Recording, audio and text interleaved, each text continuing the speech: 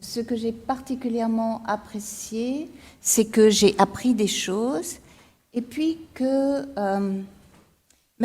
ce que j'ai entendu, c'est de la discussion.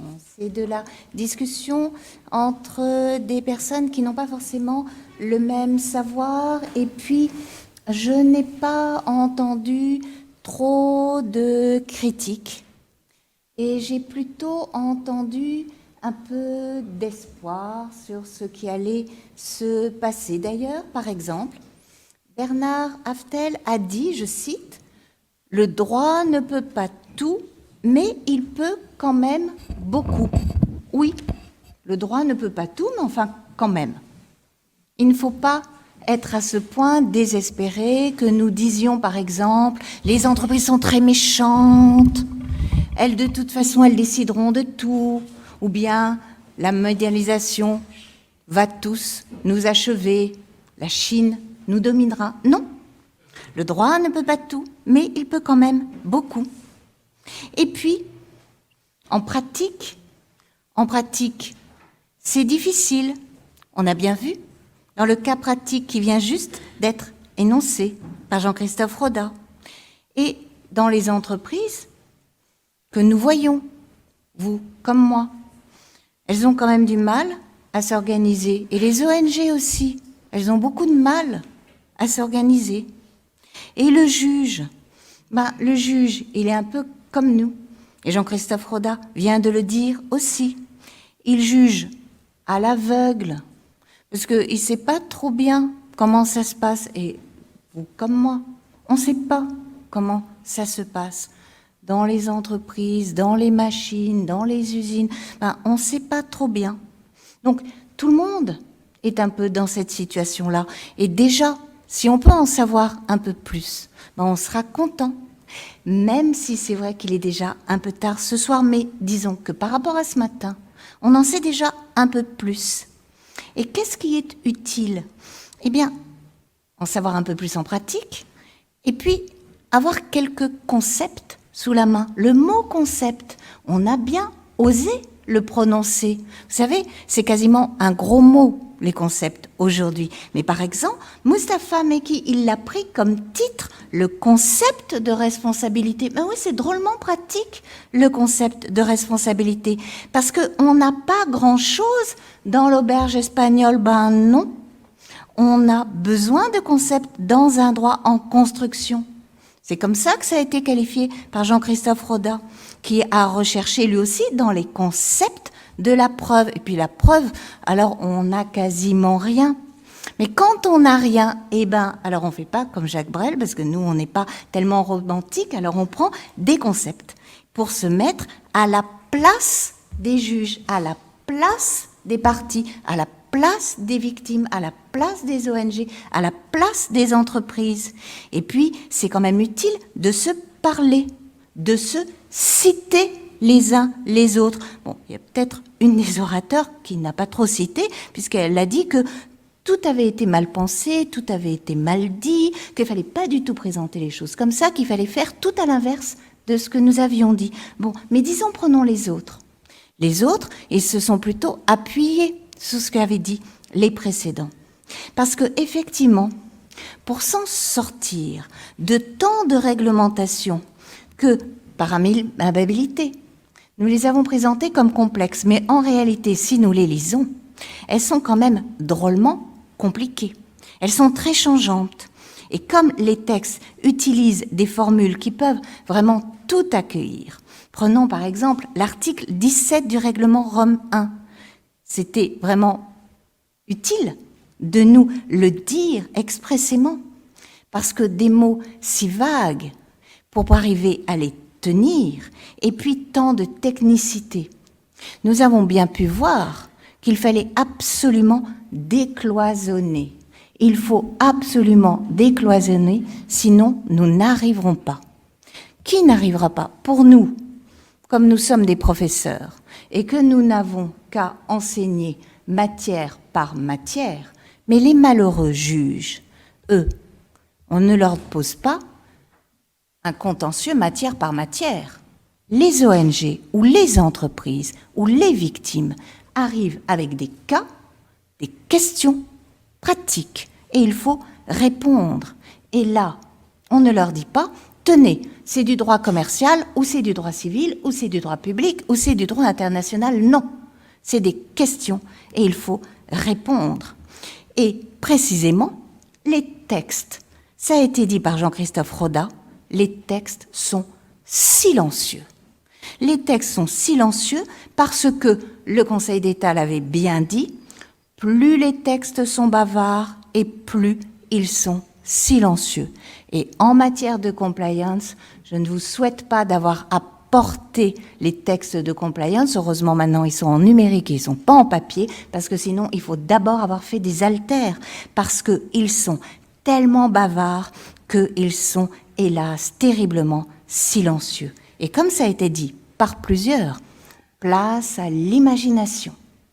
Plus nous aurons de l'imagination et plus nous pourrons aider ceux qui tiennent ce droit en construction dans les mains, bien qu'il ne l'ait pas spécialement demandé, c'est-à-dire les juges.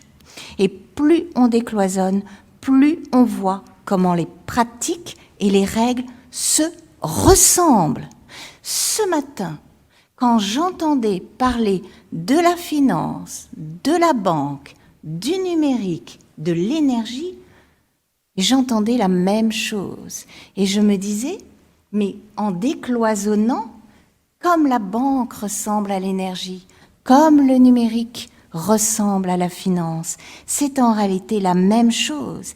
Et c'est bien l'idée, la même, sans doute en pratique, de la compliance et de la vigilance, qui fait que c'est bien cette nouvelle logique qui a par exemple été très bien décrite par Bernard Raffnel, la méthode. Oui, c'est ça. Il n'y a pas qu'en DIP qu'on aime la méthode. On prend de la méthode quand on en a besoin.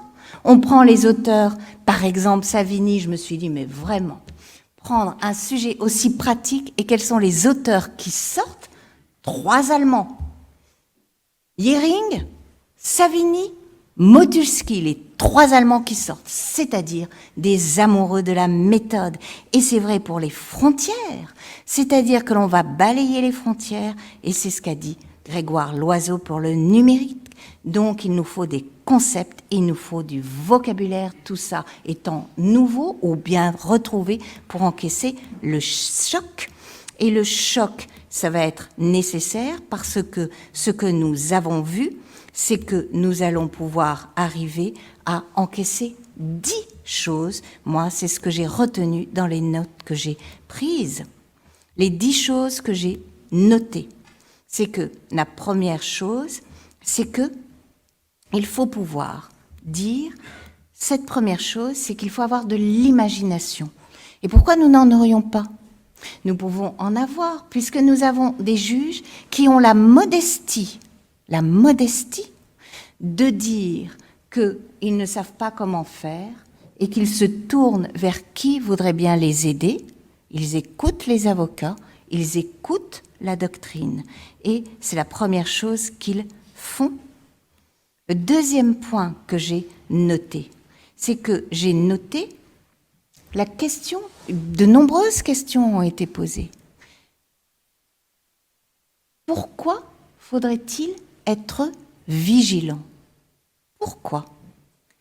Et là, est sorti dans de très nombreuses interventions de la journée, il faut être vigilant pour servir l'intérêt général. L'intérêt général est sorti spontanément. C'est un droit généreux qui veut servir l'intérêt général, l'intérêt du système en tant que lui-même sert l'intérêt de tous, l'intérêt collectif, avec ce souci de risque. Ça a été évoqué par Anne-Claire Rouault, ça a été évoqué par Mathieu Françon, ça a été évoqué par Marie Lamoureux, ça a été évoqué par Véronique Magnier, ça a été évoqué par Laurence Dubin. Et on a dit par exemple qu'il fallait aussi servir l'intérêt du client. Mais c'est venu très après. Donc ce n'est pas tellement le triomphe de l'entreprise.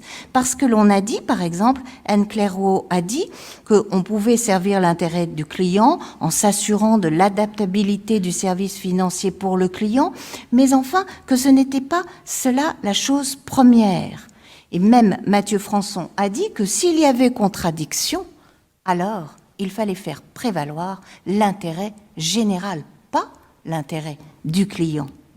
Et ensuite, on a dit que l'intérêt qu'il fallait faire prévaloir, c'était l'intérêt de l'activité de l'entreprise quand c'était, je cite, quand c'était consubstantiel à son activité. Ça a été aussi dit par Mathieu Françon. Pourquoi est-ce que les banques sont à ce point concernées par la compliance et depuis toujours? C'est parce que c'est consubstantiel à leur activité. Il a même dit c'est un point essentiel et ça pose la question actuellement posée devant les juges de la responsabilité du financeur du fait du financé. Et là, Marie Lamoureux a dit, c'est absolument la même chose pour l'activité énergétique. C'est consubstantiel à l'activité énergétique. Et toutes les grandes entreprises de l'énergie, elles doivent être vigilantes. Pourquoi? Mais ça leur est consubstantiel. Ensuite, c'est obligatoire. Pourquoi?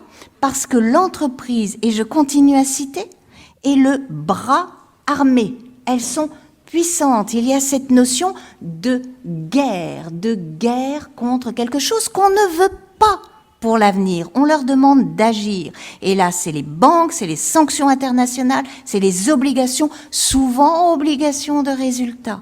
Mathieu Françon l'a dit, Emmanuel Netter l'a dit. Emmanuel Netter qui a dit « la lance et le bouclier ». Écoutez, on ne peut pas mieux faire quand même comme expression guerrière. Ensuite, on a dit « l'entreprise y est obligée ».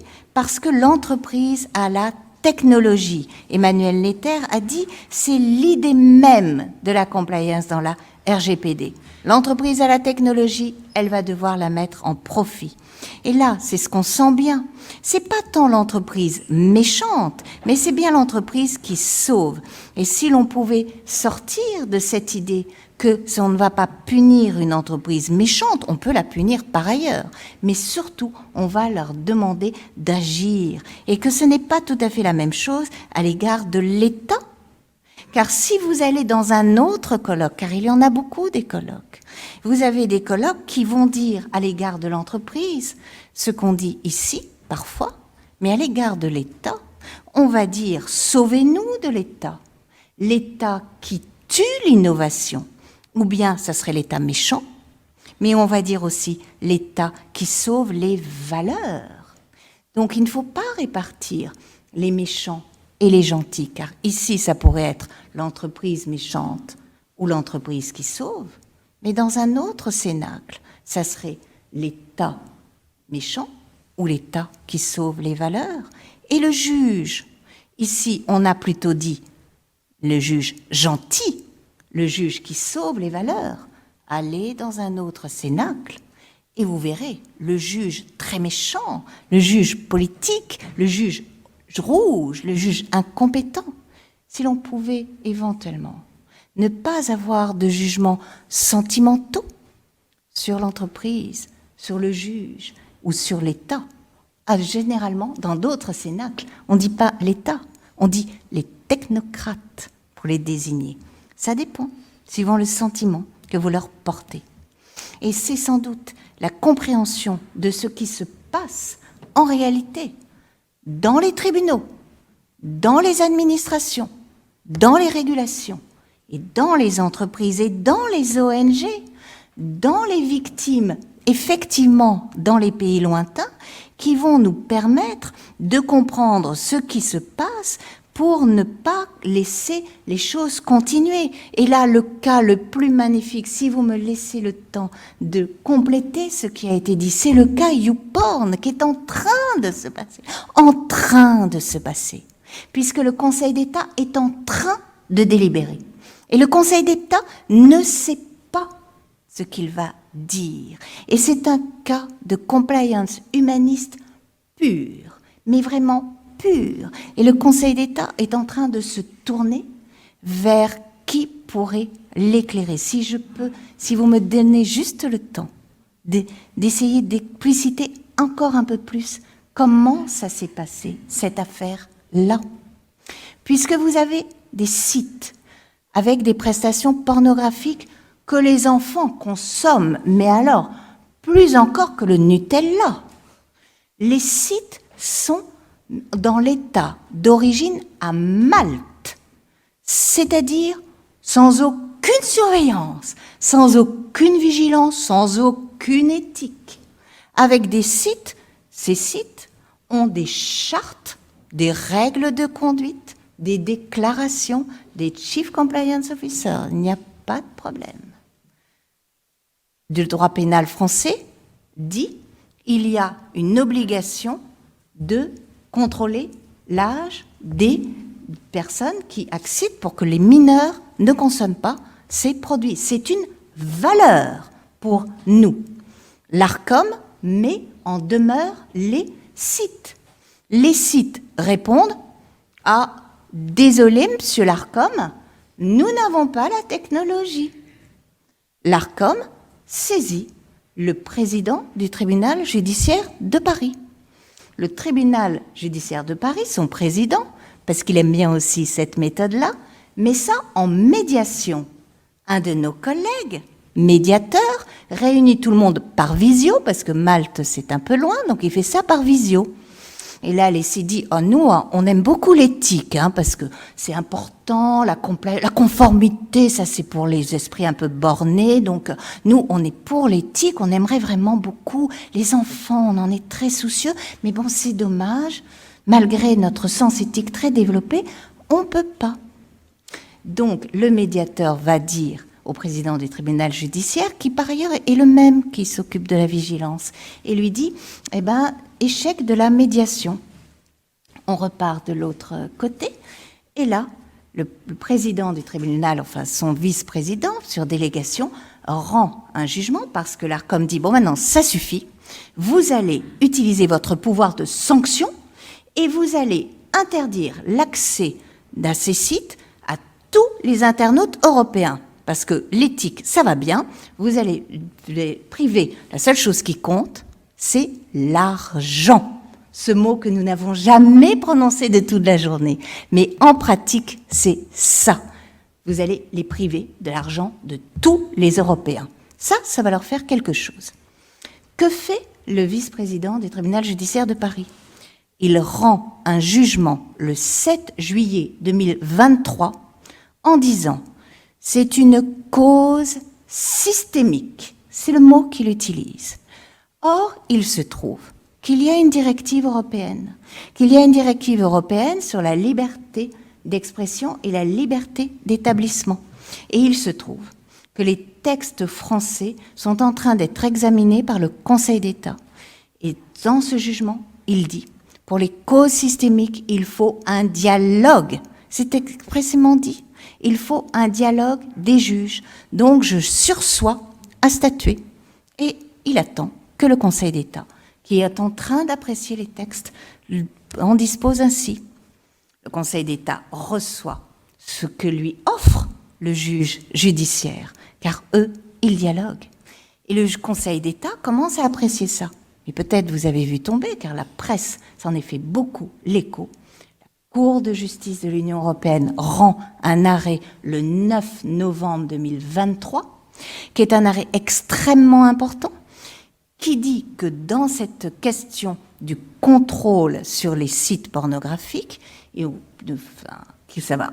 cette solution-là est visée également d'une façon un peu plus générale par cet arrêt, qui dit que dans cette question-là, c'est une question de DIP aussi, c'est à l'État d'origine, par exemple Malte, c'est lui qui doit contrôler ça. Vous voyez là à quel point l'État régulateur maltais va imposer au site, qui par ailleurs paye beaucoup d'impôts à un gouvernement absolument incorruptible de Malte, à quel point il va pouvoir contrôler et réguler ce site.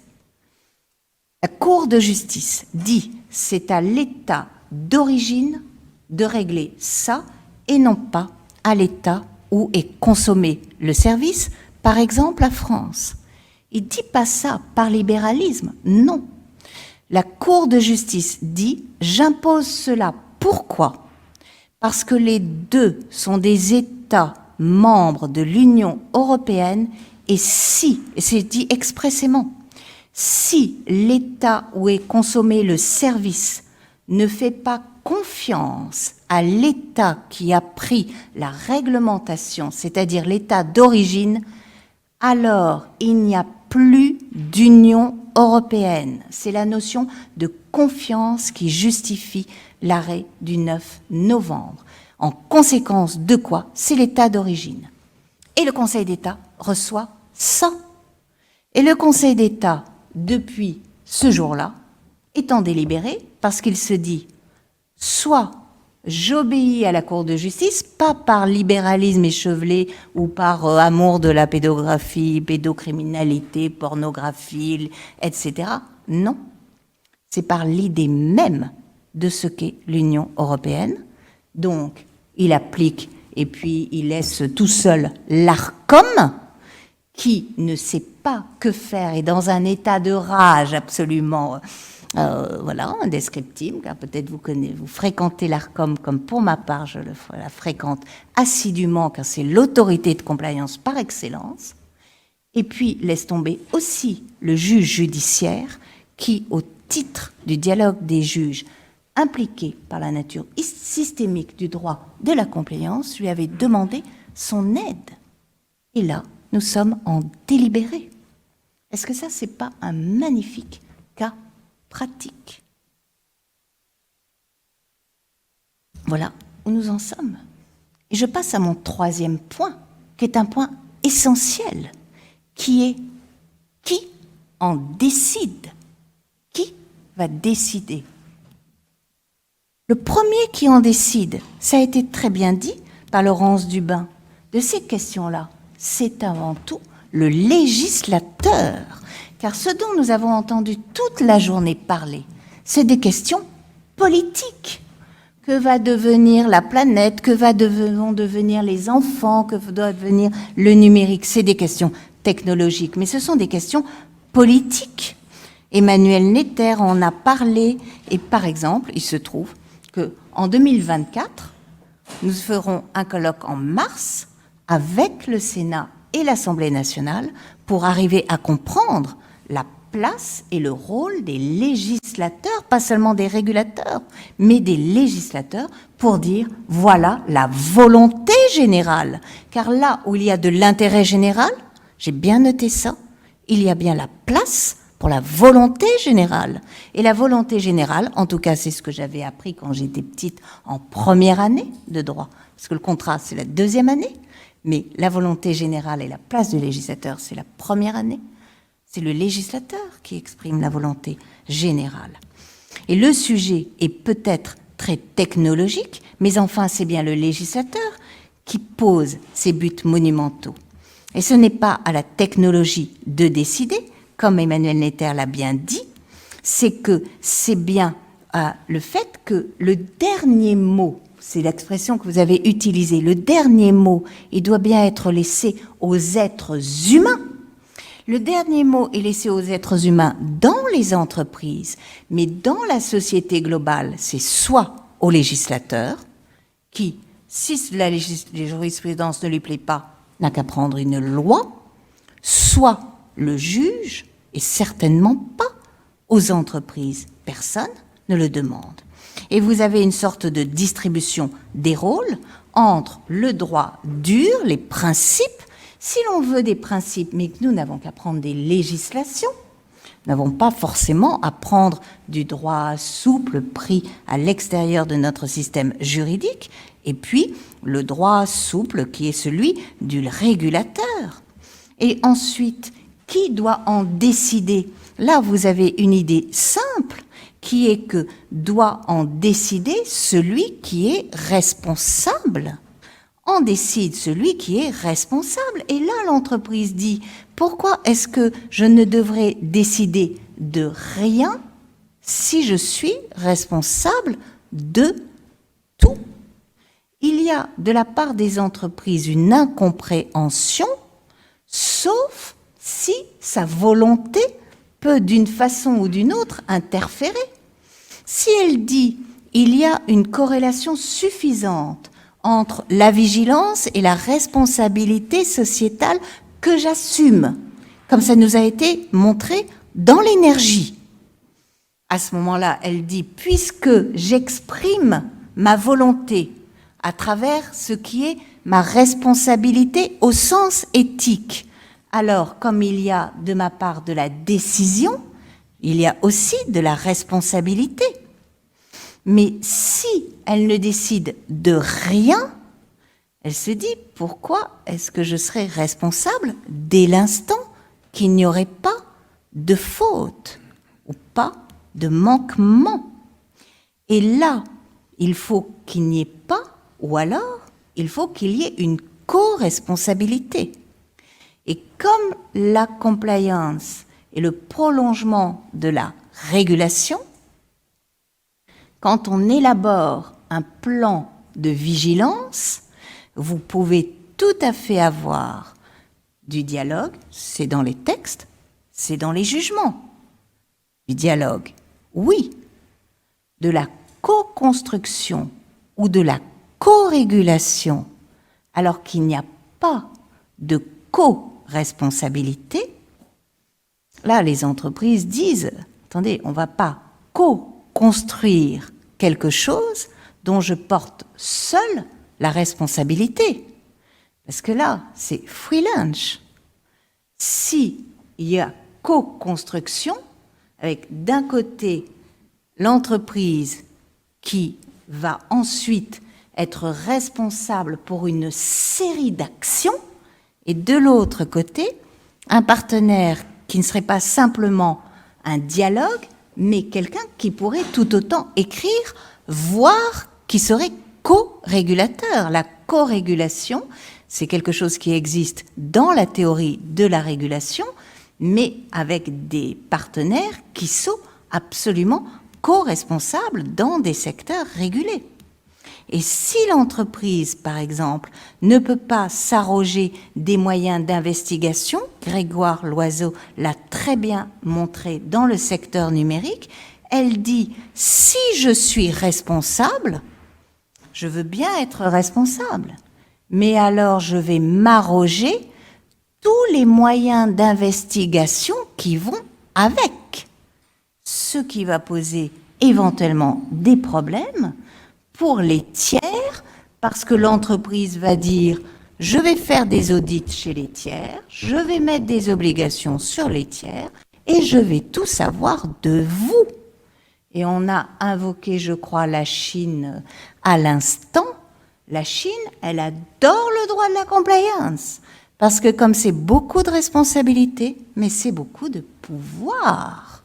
Donc, à mettre énormément de responsabilités sur les entreprises, c'est se risquer à ce que les entreprises disent « vous me mettez responsable, très bien, eh bien, je vais, et ça a été dit, la compliance c'est de l'information, je crois que quelqu'un a très bien expliqué que c'était avant tout de l'information, en matière bancaire, c'est avant tout de l'information, si je suis en charge de récolter de l'information, mais c'est avant tout sur vous que je vais récolter de l'information. Et comme j'y suis obligée par la loi, donc je peux le faire, puisque j'y suis obligée. Et on ne peut pas mettre énormément de responsabilités légales sur les entreprises avec un juge qui pourra les condamner pour ne pas en avoir fait assez, et ensuite leur dire qu'elles n'ont pas de pouvoir normative ou de contrainte sur les tiers. Ça, elles ne le feront pas, d'autant plus que les juges vont suivre ça. Et le premier qui suivra ça, ce sera le juge administratif. Parce que le juge administratif, il est habitué à un sujet de droit particulier qui est l'État, et l'État, il poursuit l'intérêt général avec une volonté générale. Et l'État, il a l'habitude de nous contraindre d'être informés sur nous au nom de tout cela. Donc vous ne pouvez pas en même temps dire aux entreprises qu'elles sont responsables, qu'elles vont se charger de nos intérêts, qu'elles vont agir sur l'avenir et en même temps leur dire qu'elles vont devoir avoir moins de pouvoir. Non, ça ne marchera pas comme ça.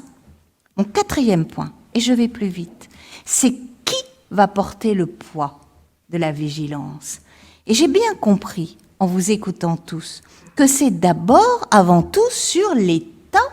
L'État ne disparaît pas du tout, oh non, pas du tout, et que ça va être de plus en plus les autorités de régulation, l'autorité de régulation financière, l'autorité de régulation bancaire, l'autorité de régulation énergétique, l'autorité de régulation qu'est l'ARCOM sur le numérique. L'un des grands sujets, et nous n'en savons strictement rien, c'est est-ce que nous allons faire une autorité de régulation, ça a été bien dit par Laurence Dabin, est-ce que nous allons faire une autorité de régulation en matière de vigilance? Oui, non.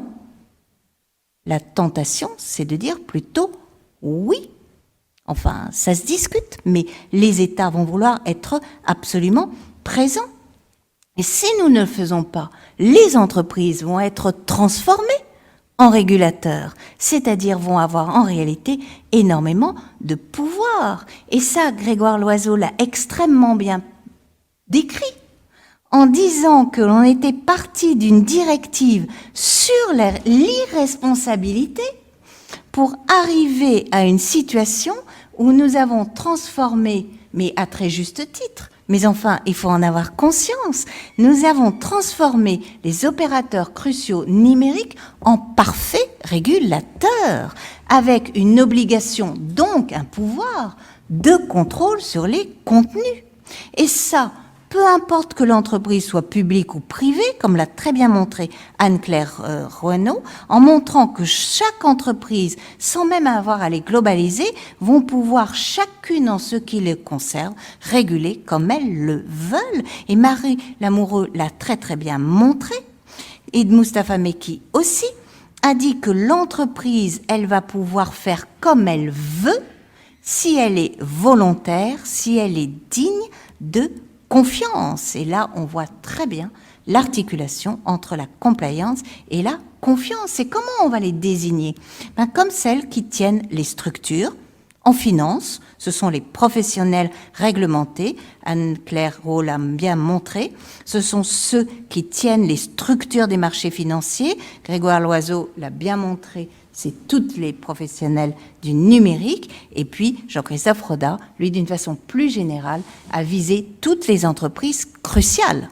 Donc, ce sont les entreprises puissantes que l'on rend encore plus puissantes, que l'on oblige à être puissants, que l'on oblige pour inventer des nouvelles technologies afin d'exécuter leurs devoirs. Un autre sujet qui va avoir le poids de la vigilance, c'est la fameuse société civile. Cette société civile qui est si souvent évoquée, est-ce qu'elle subit le poids de la vigilance? J'ai bien compris que c'était sa grande entrée en scène, notamment dans les contentieux systémiques. Mais je me dis, si elle est créancière, est-ce qu'elle est aussi débitrice? Pour l'instant, pas tellement. Elle demande, elle exige, mais est-ce qu'elle ne serait pas quand même un peu débitrice? Au nom de quoi elle demande? Véronique Magnier nous a extrêmement bien montré ce qu'étaient les parties prenantes, tout en reconnaissant que personne ne sait ce que c'est qu'une partie prenante. Mais quand même, par exemple, Jean-Christophe Roda nous a montré le poids probatoire qui doit quand même demeurer sur cette société civile, qu'elle ne peut pas faire son entrée en disant le sens éthique qu'elle a, et ensuite en claquant des doigts et en demandant à ce que le défendeur ou la défenderesse démontre son innocence et l'exécution de tout ce qu'elle avait à faire. Sans doute, mais pardon, c'est que j'aime trop Motilski, c'est que la partie demanderesse, la société civile, c'est la personne qui viendrait en disant qu'elle parle au nom de tous, doit quand même démontrer ce qu'on appelle la vraisemblance de ce que serait une inexécution. Et puis je me suis dit, et moi, je n'ai aucune obligation de vigilance? Aucune? Ça m'étonne que ni vous, ni moi, nous n'ayons aucune obligation de vigilance quand on est en train de me dire que désormais, dans le droit commun, il y aurait une obligation de vigilance et nous n'en aurions aucune. Ça me paraît étrange. Là, Grégoire Loiseau a dit que, quand même, dans le monde numérique, les plateformes n'avaient pas initialement une obligation de vigilance, que ce n'était qu'une obligation de réagir, et que vous et moi, comme internautes, si nous voyons des choses qui ne se passent pas bien, devons alerter. Imaginons que nous n'alertons pas. Est-ce que, je ne sais pas, la société civile ou le ministère public ou l'État, vous savez, les vieilles institutions, pourquoi est-ce qu'elle ne vous reprocherait pas Mustapha qui fait pourtant si bien, le réparateur de réseau, le portier, qui fait tout à Paris, hein? Est-ce que je ne pourrais pas dire, ah oui, voilà, saisir dans ce contentieux objectif qui a été si bien décrit? Et là, Mathieu Françon a évoqué quelque chose qui serait l'intervigilance. L'intervigilance, c'est le fait que je peux dire qu'un autre va le faire et que si un autre le fait, alors je n'ai plus à le faire. L'intervigilance. Comme Emmanuel Netter nous a dit, moi j'ai regretté beaucoup qu'on ne puisse pas écouter tout ce que nous disait la dame. Mais bon, la dame qui nous disait, mais c'est vrai que je ne vais pas sur YouPorn, je reconnais. Et donc la dame qui nous disait que on n'avait pas besoin ou qu'il fallait être... Comme j'ai écouté que le début, que c'était l'idée qu'elle était vigilante pour nous, ou que... j'ai pas compris ce qu'elle nous avait promis. Je suis très, très novice dans toutes ces choses-là. Et donc, c'est l'idée que je peux faire confiance à quelqu'un d'autre pour être vigilant pour moi. Ça, vous voyez, devant un juge, je ne suis pas tout à fait sûre que l'on pourrait faire ça. Mon 5e point, c'est comment est-ce qu'on est vigilant? Là, ça a beaucoup varié. Parce que Anne-Claire Rao a dit, être vigilant, c'est faire la police. Faire la police, là je me suis dit, c'est vraiment très très dur. Hein. Pendant que Bernard Ravenel a dit, eh bien, de toute façon, c'est des lois de police. Tiens, je me suis dit, voilà les deux qui correspondent bien. En finance et en DIP, c'est la même chose. C'est vraiment du droit dur. Hein. Être vigilant, c'est vraiment faire régner l'ordre. C'est vraiment surveiller et punir. D'ailleurs, l'expression de la surveillance est vraiment souvent mise en avant. Et d'ailleurs, Laurence Dubin a dit, c'est faire la police sur l'entreprise capitalistique, parce que quand même, il est temps que le règne de l'ultracapitalisme cesse. Mais après, ça a été différent, parce qu'en matière bancaire, tout de suite après, comme en matière numérique, il s'agit que de traiter de l'information. Et en matière numérique, ça a été exactement le contraire. On nous a dit, là, c'est très, très, très léger. Si vous traitez l'information correctement, ça suffit. Et vous voyez la différence. Alors je me suis dit, et c'est par la suite, on a dit, vous voyez, on ne peut pas parler au singulier, parce qu'il y a forcément de multiples obligations de vigilance, puisque parfois, il ne s'agira que de traiter une information, c'est tout, et parfois, ça sera faire la police. Ah oui, mais moi je voudrais bien savoir, personnellement, si je suis obligée de faire la police, ou juste d'avoir une information. Ou si je suis la personne concernée, est-ce qu'on va m'appliquer la police avec les sanctions qui vont avec, ou juste une information? Et ça, je ne le savais pas forcément.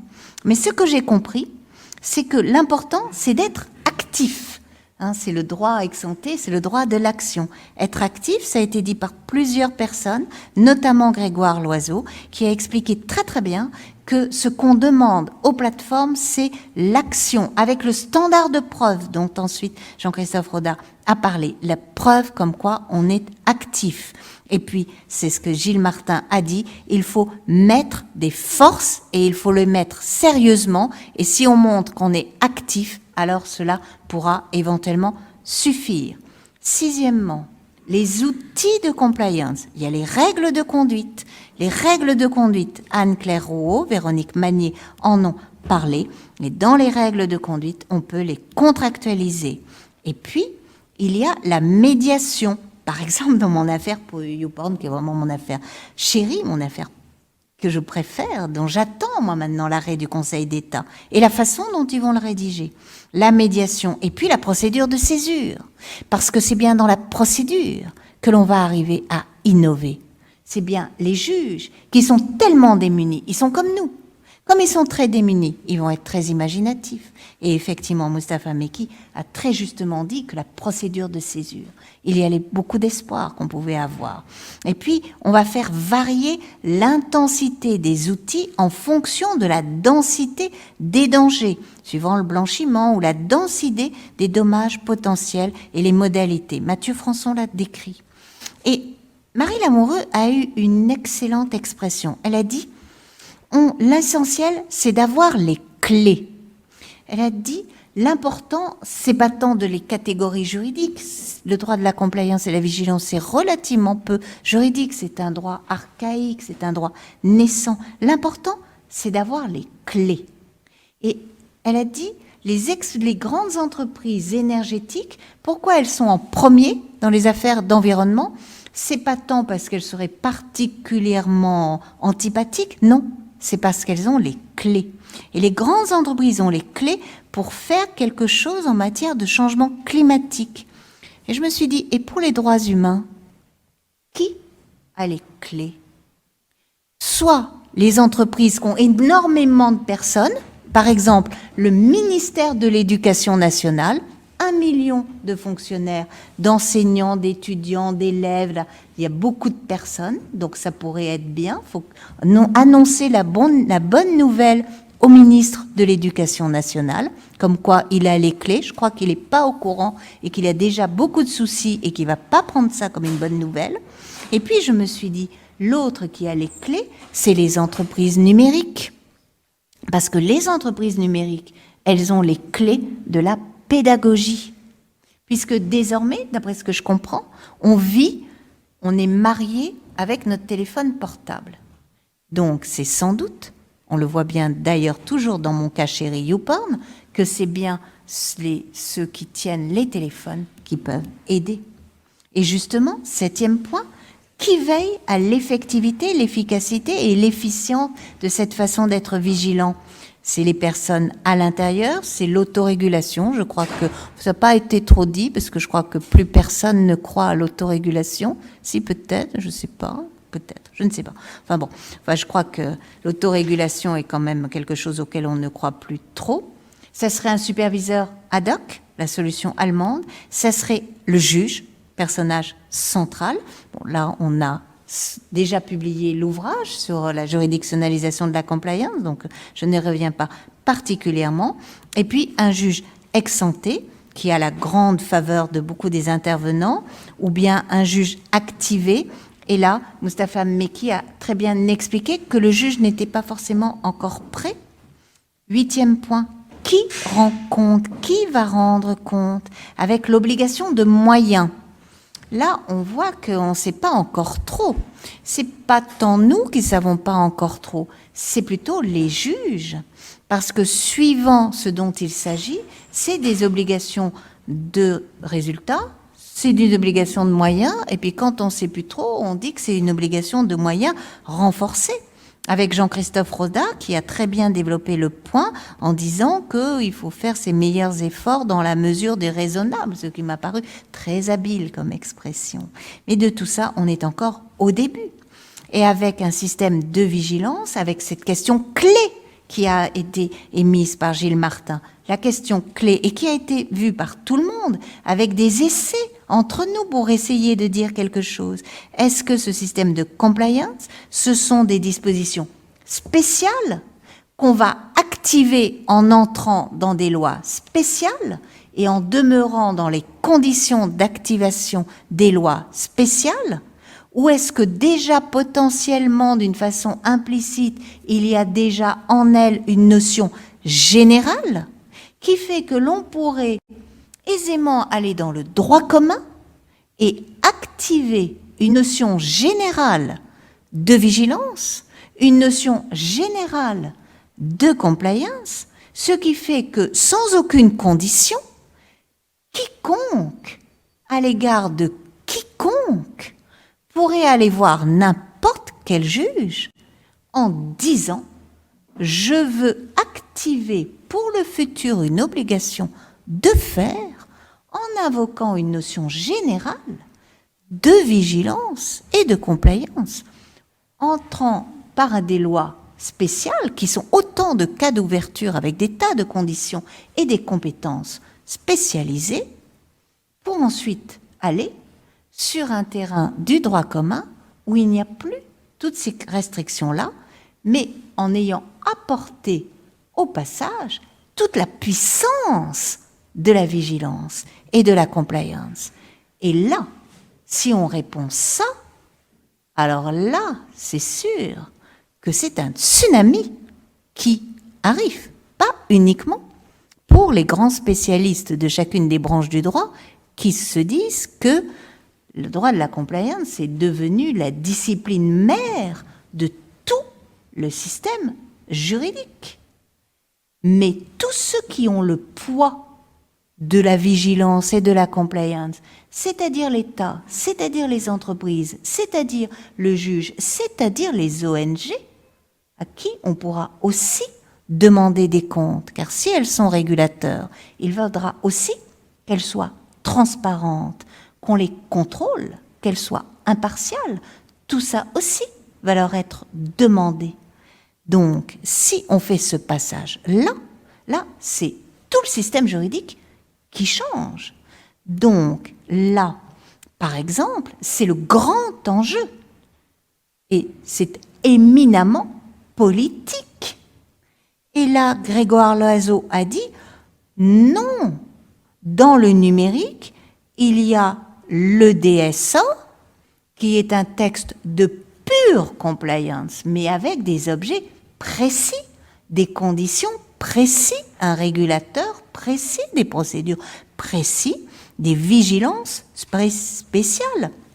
Mustapha Meki, qui a extrêmement bien expliqué qu'il y avait des procès hybrides, avec des dialogues, avec des décisions spéciales.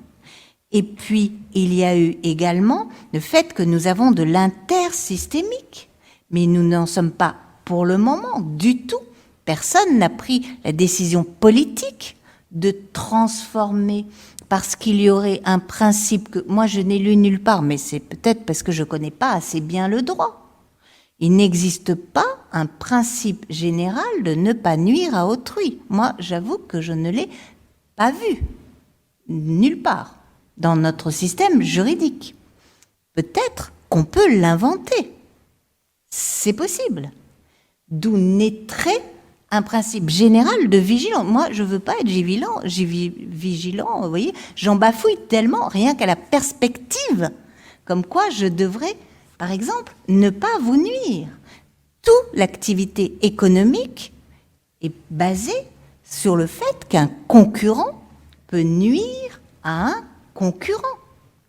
On n'a pas le droit d'être négligent, on n'a pas le droit d'être fautif, on n'a pas le droit d'avoir un manquement par rapport à toutes les lois qui existent.